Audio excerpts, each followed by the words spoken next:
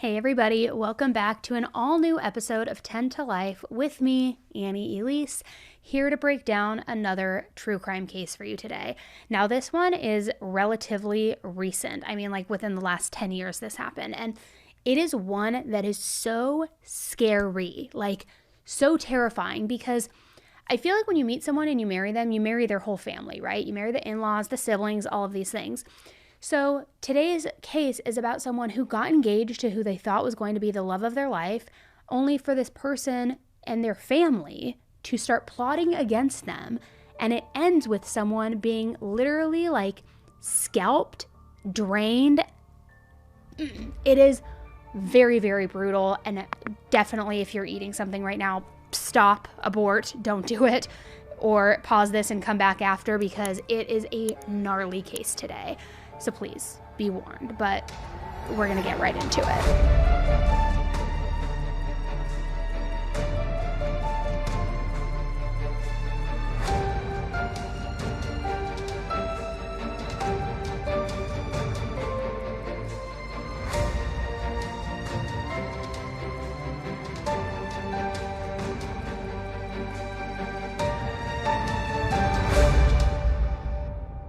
In 2016, Iana Kasian was 30 years old. She had long, dark hair with very strong features. Sometimes she would wear really bold, dark lipstick and bright-colored nail polish to kind of emphasize those features even more. And she lived the stereotypical Hollywood life in Los Angeles.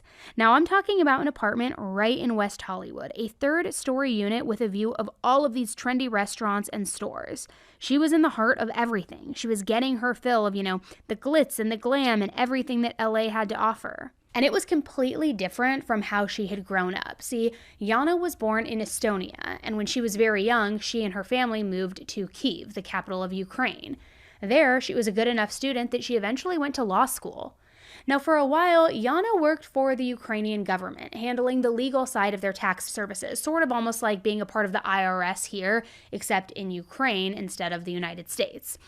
But along the way, she realized that she really had this creative itch that she wasn't scratching. She wanted to do something more, not just people's taxes. She wanted something more in artistry, kind of a vision of something a little bit sexier.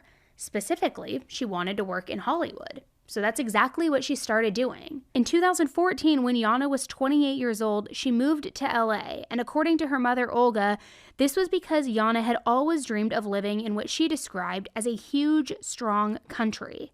And while she was living there, she was trying to get her foot in the door with two different kinds of jobs. First, she was trying to become a model, so she was looking around for chances to audition and to get her headshots sent around. But she was also trying to work as a translator because, she lived for almost her whole life in Kyiv, which meant that she was fluent in Russian. The majority of Ukrainians speak Ukrainian as their primary language, but a huge percentage of them only speak Russian. And I don't know if Iana knew both Russian and Ukrainian, or if she was, a Russian-only speaker, but I do know that that's the language that she used to talk with her mom with. She also spoke English, and let's also just kind of keep it real. It's hard to make it as a living as a model. Most people who try to break into it don't actually manage to make it. So it's a lot easier in comparison to find someone who needs a Russian translator, to make sure that the dialogue in their movie is right, or to put the ads in Russian, all of those things. So that's what Iana was doing. All to say that Iana was living her best life. She was chasing her dreams, enjoying the Southern California sun. And even better, in 2015, she met a literal millionaire who was very, very interested in her, for real.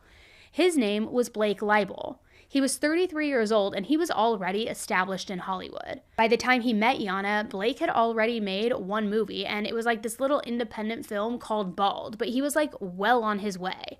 He also worked on a TV show that was based on the movie Spaceballs, and if you're thinking, wait, I didn't know that there was a Spaceballs show, you probably won't be too shocked to hear that the show didn't really do super well. It actually ended up even being canceled during its first season, and it never even aired on American television. It was a Canadian-only show.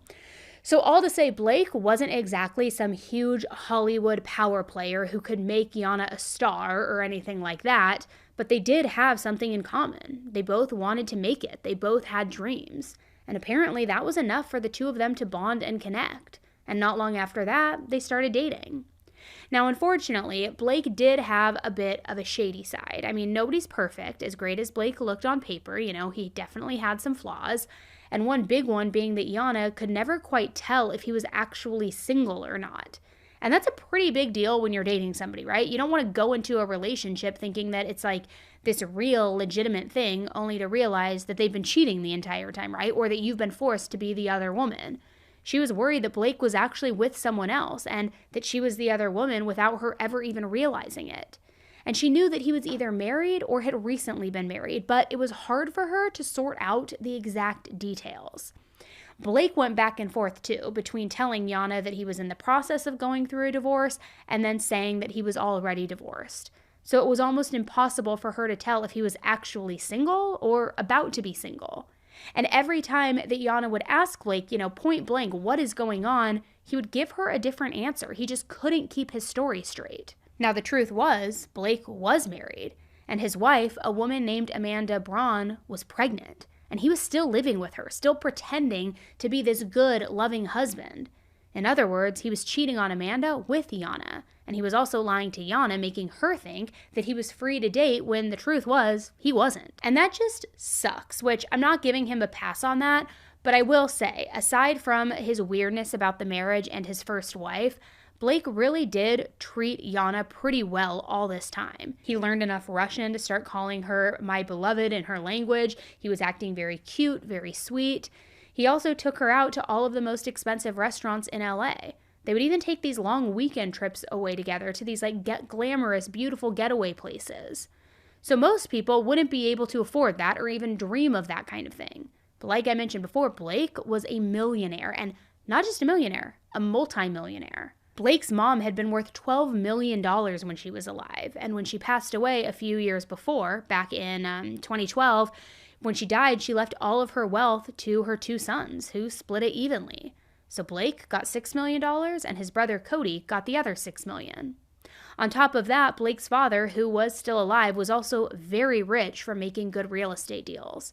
So he had set Blake up with a trust fund that gave him $18,000 every single month to spend it however he wanted, which, can you imagine? I mean, must be tough, right? Trying to get by with a measly $18,000 a month on top of your cool, $6 million just chilling in the bank. I mean, set up for success is an understatement. I mean, that's got to sound like a dream come true for just about anyone. But for a poor girl from Estonia and Ukraine like Iana, that must have felt like she hit the jackpot, the mother lode. She and Blake only dated for a few months before they decided to move in together, and this was in July of 2015. And Blake, with all of his wealth, bought a condo in West Hollywood where he and Iana could live together. He also bought Iana a car, just kind of showing her the best of what life can be like when you're with somebody who has cash to spare, who is successful successful in his own right, but, has wealth.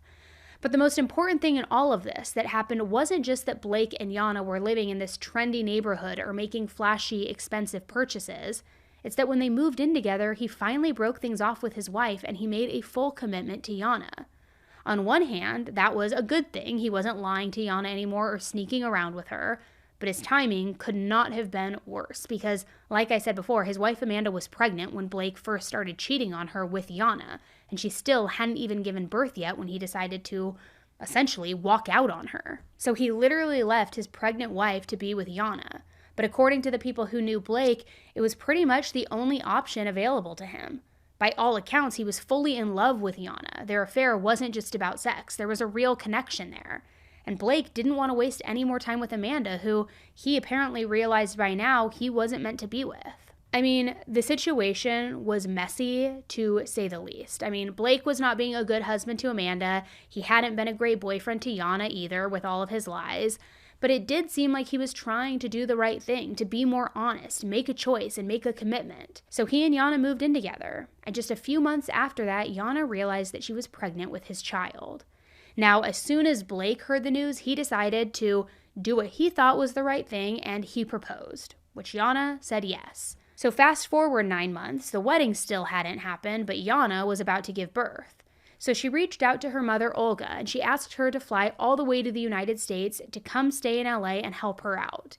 And I'm sure Iana was anxious to get some, advice on how to be a good mom from her mother. But also on top of that, I feel like Olga probably wanted to get to know her new grandchild of hers that was about to be born. And it was kind of a win-win for both of them. So the point is, Iana invited Olga to come stay nearby. And Olga jumped at the opportunity. She flew out to LA, found a place to stay, and she was all set and ready to just do the grandma thing, be a grandma. And Olga actually flew out a little while before the baby was born so that she could help with all of the last minute things that needed to be done to get ready, and to make sure that Iana had someone to take care of her during that last tough month of pregnancy. So Olga got to California in April, and baby Diana was born in May. Diana had literally the exact same birthday as her grandma Olga, so it was a really special day for the grandma and the granddaughter both. Now, Olga was very involved in Diana's life pretty much right from day one. Every single day, she would go over to Iana and Blake's condo to help with the cooking, the cleaning, the diapers, the laundry, all of the things. And she did such a good job, in fact, that after a few days, Iana basically told Olga, if you want to let the baby sleep over at your place, go right ahead. You can take her. Which, I gotta say, there were a lot of conflicting opinions about that, but I'm sure that Iana was exhausted. I mean, who isn't when you've got a newborn in your house? But before long, it was basically like Diana was living with Olga, not Iana. She slept at Olga's house every single night, and Iana would come over to see her daughter during the day, but it was almost like she was more of a visitor, visiting and seeing the baby, rather than the actual mother who was the main person responsible for raising her.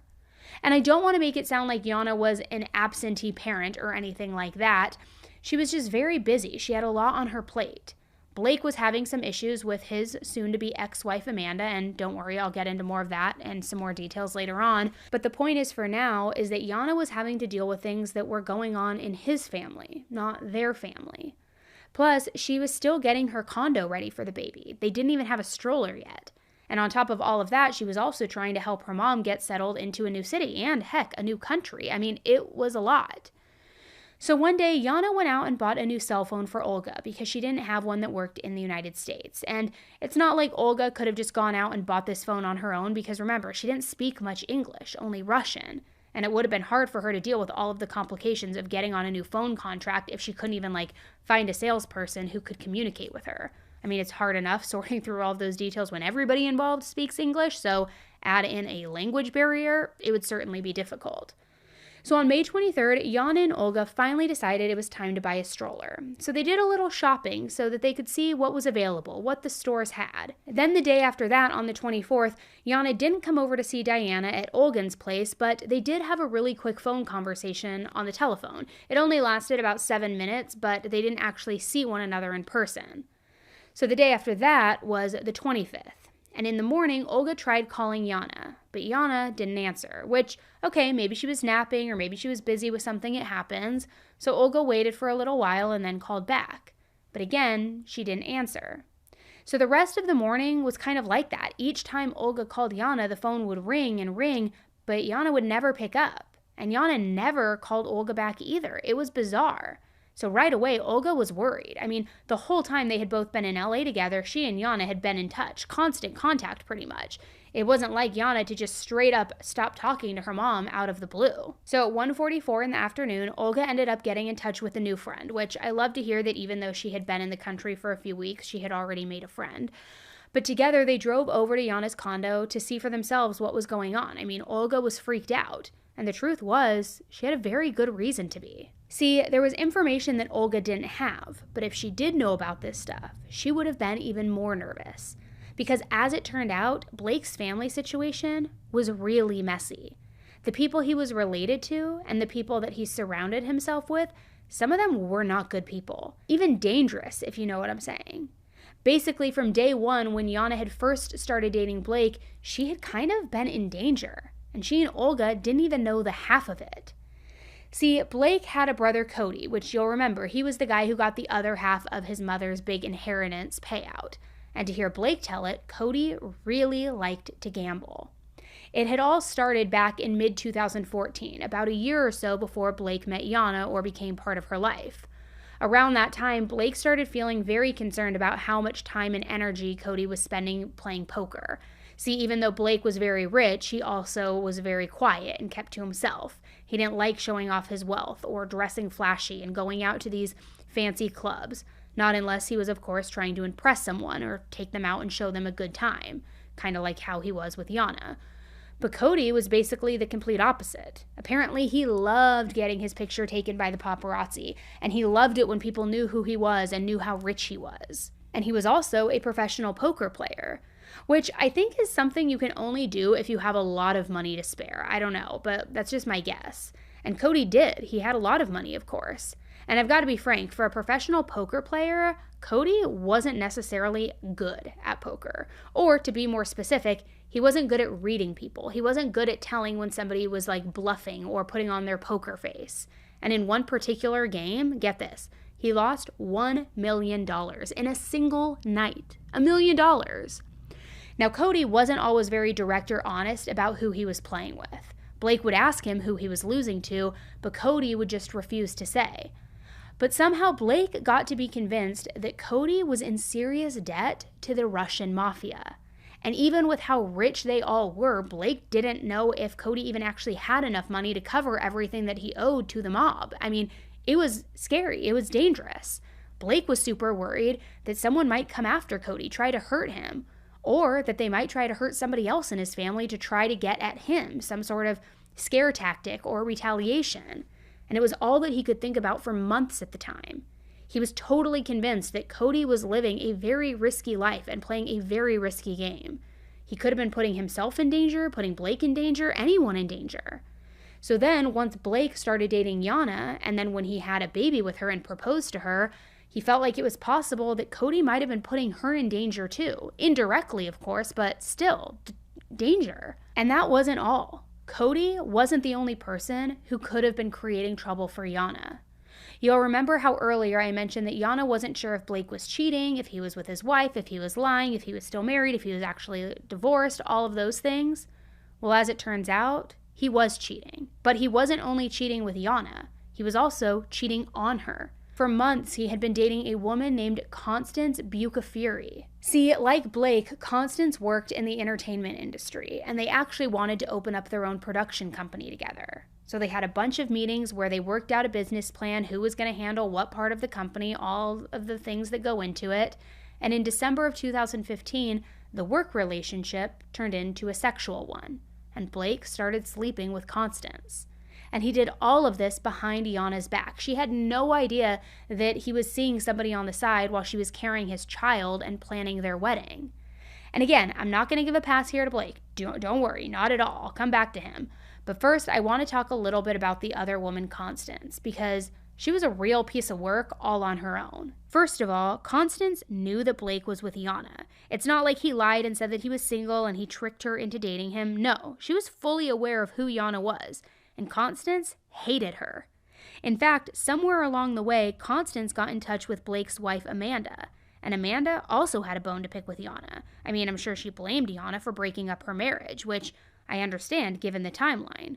But also, if your husband leaves you for another woman, let's be honest, that's your husband being shitty. I mean, sure, you're going to feel how you're going to feel about the new girlfriend, but Iana wasn't the only one to blame here. Blake was equally to blame. Not to mention that Blake was totally lying to Iana, and she wasn't totally sure if he was even married or not. Although it sounds like the pieces were there and she could have put them together if she wanted to, but maybe he was a really good liar. Anyway, even though the common denominator in all of this was Blake being this terrible partner, Amanda and Constance pretty much agreed that they both thought that Iana was the villain in all of this. And they kind of made their own little two-person against one I hate Iana club, where they would text each other about how much they hated her, how much they disliked her.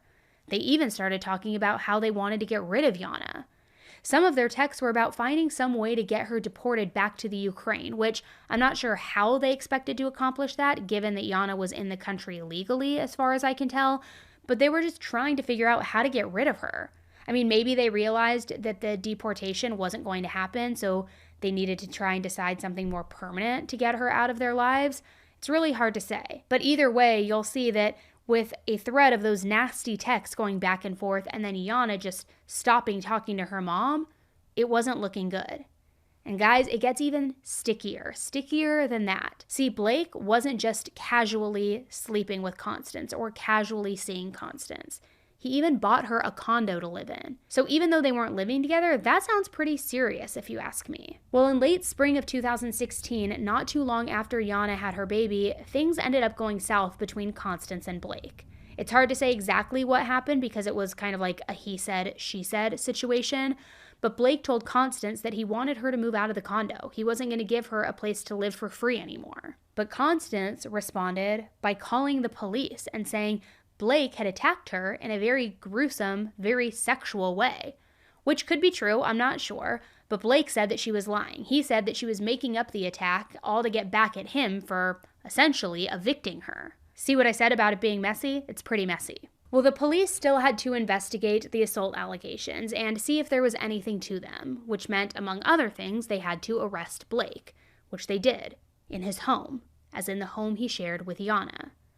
So picture this, Iana's home with a newborn baby. She has no idea that her fiancé is cheating on her. Then the police show up and say that he's committed this horrible crime, and when Blake resists arrest, they literally tase him to get him under control. Now, somewhere along the way, Blake fessed up to the affair because saying his mistress is pissed and lying about him apparently seems better than saying he's a predator, so he fessed up to the whole thing. And that's how Iana learned that her fiancé, the father of her child, was cheating on her.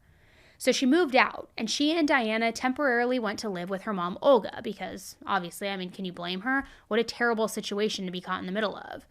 So Lana broke things off with Blake for a while, but he managed to convince her to take him back somehow. She even ended up paying his $100,000 bail for him, or to be more accurate, she borrowed the money from Blake's ex-wife Amanda because Iana didn't have that kind of cash on her own. Then she moved back in with Blake. She wanted to try to rebuild things, see if they could rebuild their relationship and get things back on track. But in the meantime, she left Diana home with her mom Olga just to try to give her a little bit more stability in the meantime. Now, Blake was still facing the assault charges around that same time that Iana stopped replying to her mom's phone calls and her text messages. And again, I don't know if Constance really was the type of person to lie about that kind of thing or if Blake really did hurt her, but he was still facing those charges. And the point in all of this is that Iana was not in a good or safe space. Between Cody and his gambling debts and Constance and Amanda with their weird jealousy, there were a lot of people with a motive to want to hurt her. But Olga had no way of knowing about any of that. All she knew was that Iana was not replying to her calls or text messages. But that was enough for Olga to be super freaked out and worried anyway. So like I said earlier, she went over to Iana's place to check on her in person. Now, it's important to know that the whole condo was surrounded by a gate, and Olga didn't have a key or a code to get through the gate. So once she got there, she was kind of just stuck on the sidewalk right there outside of the condo. But while she was pacing back and forth and trying to get in, Olga saw something. She saw Blake watching her from inside the condo. So she knew that he was there, but he wasn't coming out for whatever reason. So she actually yelled at him, shouting, "Blake, Blake!"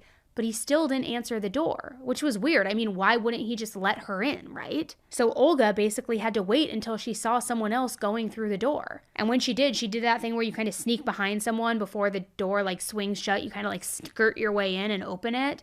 And then she ran to Iana's building and she started pounding on the door. But nobody was answering. So that's when she called the police and started asking for a welfare check. Well, what's the mother's name on the line? Olga Kasian. My name is Olga Kasian. I want to get my daughter out of that apartment safely. I want to open the doors to break into that apartment and get my daughter out. It's been 3 weeks since she had a C-section and she needs doctor's attention. Okay, this is what I'll do. Tell her I will send deputies to do a welfare check to see if she is there. If she's there, we'll talk to her and ask her several questions and tell her that her mother's concerned and because she hasn't heard from her in several days. Yes, Mom. She won't open the door. They already tried to do that, and they tried to knock, but he doesn't open. He won't open the door. Okay, we'll do another welfare check, and we will call her to let her know the outcome, and then we'll go from there as far as possibly doing a missing persons report. Yes, Mom. When are you going to go there? Because your life is in danger. We're going as soon as we hang up. Now, sadly, as you can tell from the way that call ended, the police didn't really take it seriously. They basically showed up, looked around, didn't see any signs of foul play right off the bat, so they were going to leave without even going into Iana's condo to see if she was okay. And Olga actually tried arguing with the police, telling them that they had to go inside. They needed to go see if Iana was there and if she needed help. The officers agreed to knock on the door, but when nobody came to answer, they said that there was nothing that they could do. They didn't have any cause to force their way inside. But I mean, Olga was desperate. She begged the police not to leave, and she managed to keep them outside of the condo for 2 full hours, but they still wouldn't go in. So Olga eventually gave them Blake's phone number because she knew that he was, in fact, inside that condo. She literally had seen him through the window. But when the police called him, he didn't answer, just like he wasn't answering the door. So the police left 2 voicemails for Blake, letting him know that they wanted to talk to him about Iana. They left one at 4:20 and the other one at 4:45. But then afterward, they left. They said that there was nothing else for them to do. Now, Olga didn't wait around at Iana's house all night, but she couldn't let go of her worries or her fears either. So she stayed up in her apartment all night long, calling Iana over and over again. She left a voicemail at 1:45 a.m., at 3. She switched to sending text messages, and I'm going to read them to you, but I'm going to read translations because the messages were in Russian. But she texted Iana saying, "Iana, answer me." Then after that, "Are you alive, my dear daughter? I called the police because he's holding you there. I came over there and I knocked. Answer me." The next day, on the 26th, which was now 2 days since Olga had last spoken to Iana, she went back to the condo again. She got there before 9 a.m. and she knocked and knocked and knocked, but still didn't get any answer, still didn't get inside. So when there was no answer, Olga called 911 again. And this time around, the police actually took her concerns seriously. When they called Blake's number and nobody answered and nobody came to the door, they went to the landlord or, the property manager of the space, and they got a spare key so they could go inside. And what they found when they went inside, guys, I know I've used the phrase House of Horrors a lot on my channel, but this time around, horrific doesn't even begin to describe it. The police could tell pretty much from minute 1 that something was wrong. Because when they turned the key in the lock and tried to open it, the door didn't open all the way. It was latched from the inside, like somebody really didn't want anybody coming in. So the detectives kicked the door down and went inside that way. The condo was pretty much empty and dark. There were no signs of life anywhere. But there was another door that was locked. It went to the hallway that connected the bedroom with the living room and the kitchen. So again, the police broke down the door to get further inside, but they realized that the locked door wasn't the only thing keeping them, out of this hallway. Someone had also leaned a mattress over the doorway as some sort of barricade. So the police had to get that out of the way. And then there were 3 more rooms to check. One was a bathroom, which it was empty and it was dark. The same thing with the guest room. And then the master bedroom. But that one, again, had a locked door. So the officers knocked, and they said they were the police. They were there to do a wellness check. But nobody answered. And you're going to probably feel like you get deja vu at this point, but they broke down another door only to find another mattress on the inside. It was some sort of homemade barricade. Now, you can imagine how suspicious the police were feeling by now, right? This was so much work to go to in order to stop these officers from getting into this bedroom. Somebody clearly did not want anybody gaining entry. So the police yelled, and they said that if there was anybody in the bedroom, they needed to come out and they needed to give themselves up. And a man's voice answered, but he said he was too scared to come out. Then there was this back and forth with the police saying they weren't there to do anything to hurt anyone. They didn't want to hurt anyone. There was nothing to be afraid of. They just wanted to make sure that Blake and Iana were okay. Well, this man said he was Blake and he was fine. But he also said that Iana wasn't fine, but she wasn't home. She was in the hospital for some reason. He even gave them a specific room number so that they could double check that what he was saying was true. Not that the police believed him. Obviously, there were red flags everywhere at this point. But there was more conversation, and Blake eventually said that he would be willing to come out of the room if the police called a friend of the family to meet up with them, a guy named Stephen Green. So the police got Stephen's number and got him to come over. Then, once Stephen was there, he hopped on the phone with Blake and he started asking him to come out of the room. It was kind of like this hostage negotiation system, very bizarre and not necessarily what you would normally see traditionally. Now, by this time, it was afternoon, and remember, Olga had called 911 before 9. It had been 3 long hours of this negotiation and conversation. But finally, Blake came out of the room. He was only wearing white boxer shorts and nothing else. But when he got out, he also moved the mattress out of the way. So finally, the police were able to get into the bedroom. And at first, they didn't know what they were looking at. There was this mattress that had been blocking the door and another one on the bed, which the one on the bed had stains, red stains, I should say, all over it. And I'll give you 3 guesses on what those stains were. They also saw something lying on the bed. And that's when one of the officers yelled, "She's on the bed." It was Iana. And not only was she dead, she had been brutally tortured to death. And Blake had been lying in bed right next to her the entire time he had been negotiating with the police. Now you might be thinking, oh my gosh, that poor man, he must have found his fiancée brutally murdered and he was so in shock that he couldn't do anything but lie beside her until the police came, right? Well, if that's what you're thinking, think again. Because when the cops talked to Blake, he seemed almost calm, like this was just any normal, everyday thing for him. Plus, it's not like he had gotten home just a short while ago and he was still processing the death and grieving, because based on surveillance footage and cell phone data, the police learned that Blake had been home almost continuously since 5:09 a.m. on the morning of the 24th. So in other words, he had been home all day long since the day that Iana had stopped replying to Olga's calls and text messages. And with just one exception, he hadn't left his condo at all since then, which, put a pin in that because I will come back to that later. So that made him the only possible suspect in Iana's murder, because once they got the autopsy results back, it was clear that Iana had, in fact, been tortured for days before she died. And I'm going to warn you, this next part is a lot, okay? Now we know that Iana had been dismembered because there were bits and pieces of human flesh scattered all around the room, which, just think on that, flesh lying around the room. And in fact, Iana had been scalped.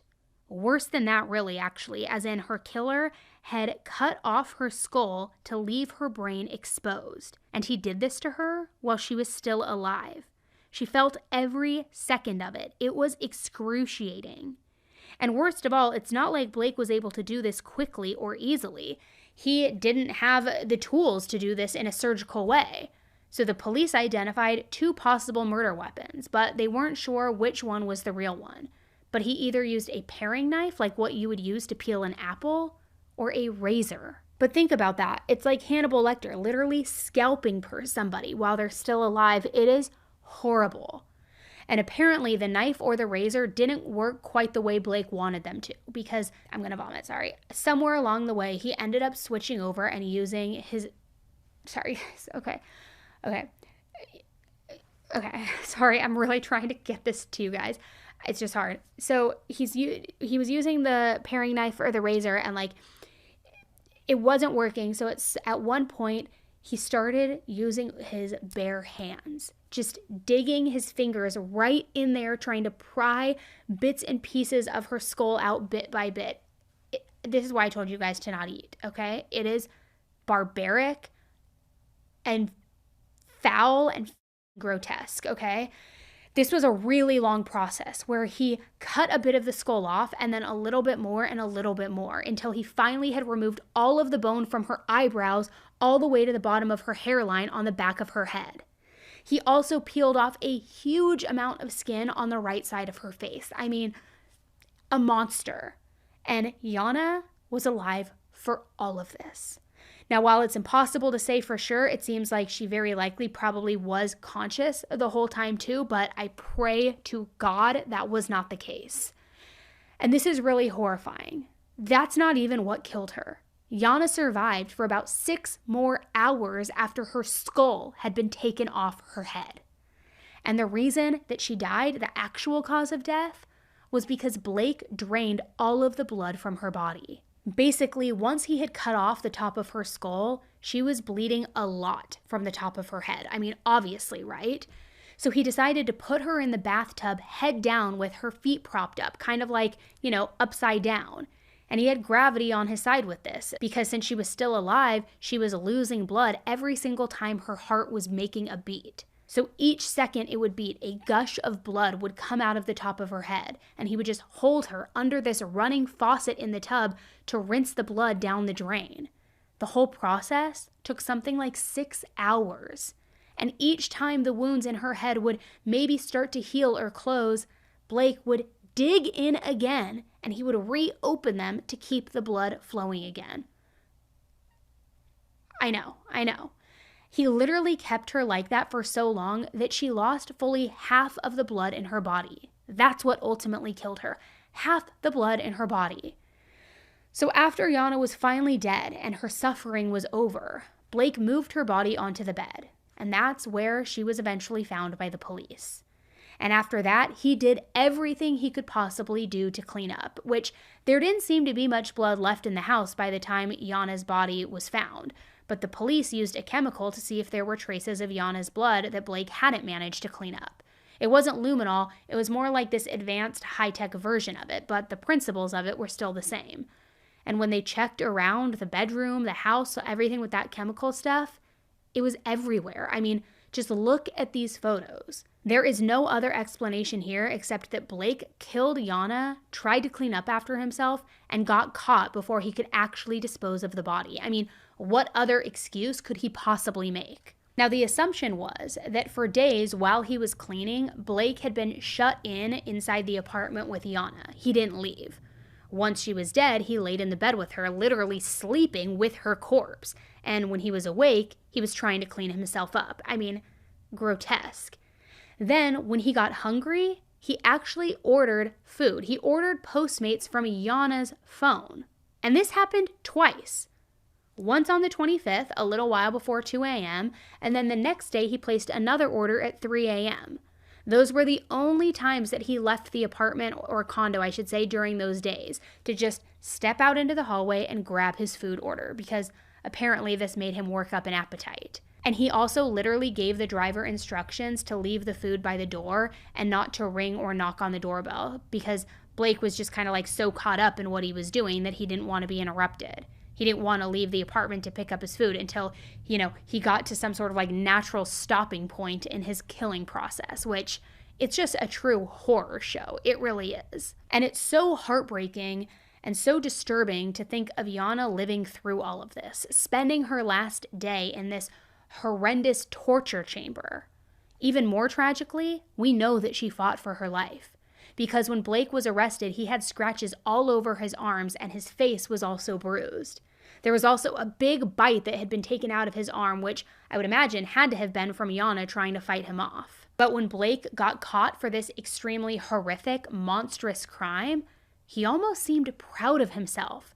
He smiled when the police took his mugshot after he was arrested. Smiled, like this was a happy day. And when the police asked him why he did it, all Blake said was, "Women don't like me. If it wasn't for money, women wouldn't like me." Which, sorry bro, that's not an excuse. I mean, listen, maybe it sucks to constantly have to ask yourself if people really like you for you or if they're only using you because you're rich. I mean, I've certainly covered enough stories here where predatory people tried to scam rich people because they thought that they were entitled to a piece of their pie, a piece of their money. But even if Blake was right, and I'm not saying he was, but I'm not going to try to even pretend to know how Iana thought or truly felt about him, but even if, worst case scenario, even if she was using Blake for his money, it obviously does not justify killing her. Not in a quick and painless way, and certainly not in such a painful, gruesome, disturbing way. And as messed up as all of this is, the thing that really stood out to me was the fact that apparently Blake had been thinking about committing exactly this kind of murder and killing someone this particular way for literal years. It wasn't just about Iana. See, way back in or before 2010, he had worked with a creative team to develop a TV show called Syndrome.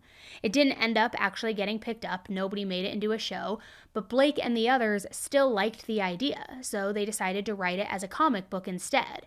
And it was a very graphic novel, if you will. The Syndrome comic is about this doctor who thinks that he can figure out what makes people turn into serial killers. So he studies serial killers, meets them, and tries to treat them and then tries to make them not violent anymore. And of course, this comic also describes in very violent terms how these fictional serial killers murdered their victims. This includes one panel where you see people being hung upside down so that all of their blood can run out of their head wounds until they bleed to death, aka the exact way that Blake killed Iana. Plus, the cover of this comic, literally the first thing you see if you were to pick it up, it shows a doll that has the top half of its skull removed, exposing the brain completely, which again is exactly what he did to Iana. So as far as the police were concerned, this was an open and shut case. They found Blake at the crime scene, literally laying in bed next to Iana's body. There was cell phone data and surveillance camera all saying he was home for the whole duration of the murder. The comic book detailing how he was going to commit the murder, not to mention that he was stupid enough to order food delivery from her phone, right? But as if that evidence wasn't enough, there was also a bloody handprint on the bed skirt where Iana's body was found. And this handprint was missing part of its pinky finger. And as fate would have it, Blake only had part of his pinky on his right hand. So clearly, he was the one who left that print on the bed at the crime scene. Well, Blake was arrested on May 26th, that same day that Iana's body was found, and he was charged with murder, aggravated mayhem, torture, and assault with the intent to commit a felony. But even though the evidence was seriously overwhelming and pretty much impossible to deny, Blake denied it. He pleaded not guilty when his case went to trial. Now, I will say, by this time, it was becoming very clear that Blake wasn't the world's most mentally stable person, not by a long shot. As it turned out, he had very serious issues with paranoia and obsession. And you'll remember earlier how I talked about his brother Cody and his troubles with gambling? Well, from what I can tell, none of that was actually true. I mean, sure, Cody did like poker and placing bets, but he was a literal multimillionaire. He wasn't in any real financial trouble. I mean, at least not according to any of the research that I've been able to verify. But for Blake's part, he believed every part of that story, 100%. He really did believe that there were some kind of bad enforcer type guys out there who wanted to hurt his brother and hurt his family. And apparently there was no amount of evidence that he could see, nothing that anyone could ever say to him to show him that Blake was wrong. Which, I'm not a psychologist, so it's not like I can sit here and diagnose him with anything specific, but the point is that something wasn't quite right with him. He seemed a little bit off enough that his lawyers did have him get a psychological evaluation to see if he was well enough to go to trial. But the doctors all agreed that while he did seem to have some issues, he still understood right from wrong. He could still face his charges. And one thing that I find really interesting about this is the way that Blake's family pretty much ditched him for his trial. His dad never even bothered to show up a single day in court. He also didn't give Blake a cent for his defense fund. So Blake, the multimillionaire, had to use a public defender during the trial, apparently. Now, Amanda, his ex-wife, was in the courtroom on some of the days, but the only person who turned up day in and day out, always standing by Blake's side, was his brother Cody. And let's talk a little bit more about Amanda in the courtroom, because that's where things get really juicy here. You'll remember that she and Constance, Blake's mistress, got to kind of be buddy-buddy before the murder. They were always texting each other about how much they hated Iana, how they wanted something bad to happen to her. Well, now that something truly terrible had happened to her, it seemed like Amanda and Constance stopped being friends, which I guess they didn't have that much in common now that they couldn't bond over being nasty to Iana. But in fact, they basically hated each other now. And you'll remember, too, that Blake was paying for Constance's condo up until he kicked her out of it, when she accused him of attacking her. Well, once he got arrested and charged with murder, his lawyer sold Constance's condo and gave all of that money to Amanda, his now ex-wife. And apparently Constance thought that that was really unfair. I mean, she didn't make Blake become a murderer. She didn't think that she deserved to lose her home because of something he did. So she started harassing Amanda because of it, since Amanda was the one who benefited financially from the sale of the condo. And Amanda turned around and reported her for stalking and harassment, which then, in turn, led to criminal charges against Constance. So that trial got held up until 2021 because Constance said that she had some kind of mental health problems herself, which made it unfit for her to stand trial. And in 2022, the charges were thrown out. But Amanda also had some legal troubles of her own, because during the final day of Blake's murder trial, Olga served her with a lawsuit along with Cody. She was suing Blake's family for Iana's homicide. And like the classy lady that she is, Amanda responded to this by knocking the papers out of Olga's hands and making like a huge mess of them, which, I mean, seriously, this whole murder trial, it felt like it was something out of a Real Housewives episode. It was like drama on every single side of it. Now, as for the actual trial, the prosecution said that Blake had killed Iana because she was spending too much time taking care of the baby and not giving him enough attention, which I have to guess it was okay for him to have multiple girlfriends, but it wasn't okay for Iana to take time away from him to raise his literal child. But the fact of the matter was, he expected Iana to have sex with him whenever he wanted, even if she wasn't in the mood, even while she was recovering from a C-section. And apparently when she told him no, it was enough for him to fly into a rage and kill her. Which, I gotta just say, like, male entitlement much? Like, give me a break. Now, when it came to defense strategy, Blake's lawyers really didn't have anything going for them. They didn't call a single witness. Their only real argument in any of it was that Blake didn't have all that much to do with the Syndrome comic book. It was somebody else's idea. He was only slightly involved. So it was wrong to suggest, apparently according to them, that he had planned this murder in advance. But that was it. That was their whole argument. Almost nothing about the actual facts or the case or anything like that. No attempt to explain what he was doing for all those days, home alone with Iana, if he wasn't, actually murdering her. They just sort of hinted that maybe someone might have broken in and spent several days killing her without Blake noticing somehow. Which, you think that's credible? Because the jury sure didn't. They deliberated for 3 hours and then they found him guilty of murder. And afterward, he was sentenced to life in prison with no possibility of parole. And after all of that, Blake was in prison, exactly where he belonged. And Iana, sadly, was dead. That left Olga as the main person caring for their daughter, Diana. And you might be thinking, okay, well, what about Blake's super rich, super successful family? Didn't any of them want to step up and make sure that Diana was taken care of? The answer apparently was no.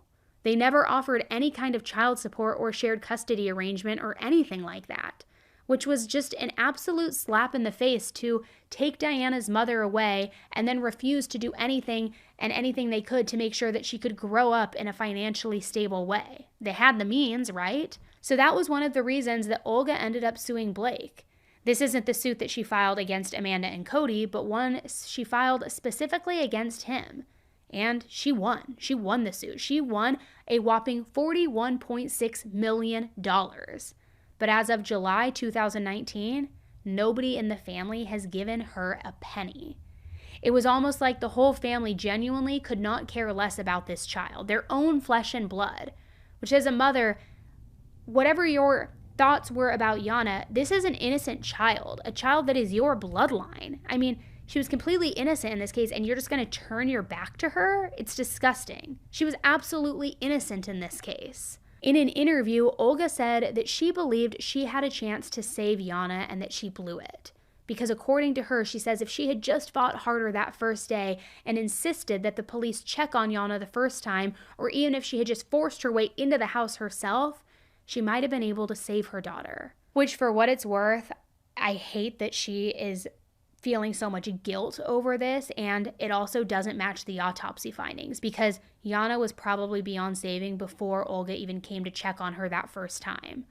But regardless of what the facts said, Olga really did feel a sense of guilt about how everything played out, which is just devastating. And that alone, almost more than any other detail I've covered so far, it just absolutely breaks my heart because Olga didn't do anything wrong here, just like how Diana didn't do anything wrong.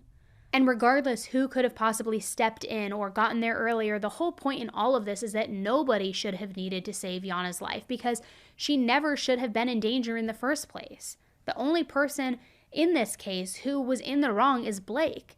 And now, thankfully, he's in prison where he belongs. But Diana's growing up without her mother, Olga's finishing her life without her daughter, and to think of the grotesque, gruesome, brutal nature of this murder, it's enough to make your stomach turn. I mean, obviously, hello, it did make my stomach turn quite a few times, and I already have gone through this case and know it, and I still can't even regurgitate the information because it's so sick. So I know it wasn't easy for you guys to hear, and I appreciate you hearing Iana's story. I guess it kind of just, again, once it more proves like you never know who you're with. You never know who you're sleeping next to. So just always, please, like, be extra cautious. Keep an eye out. Do background checks on people you're dating. I don't know, like, just, you never know anymore. Thank you guys so much for tuning in to another case with me today. I'll be back with you again very soon. So don't forget, hit subscribe so that you don't miss any future cases. And until then, guys, please, please, please, please just stay safe.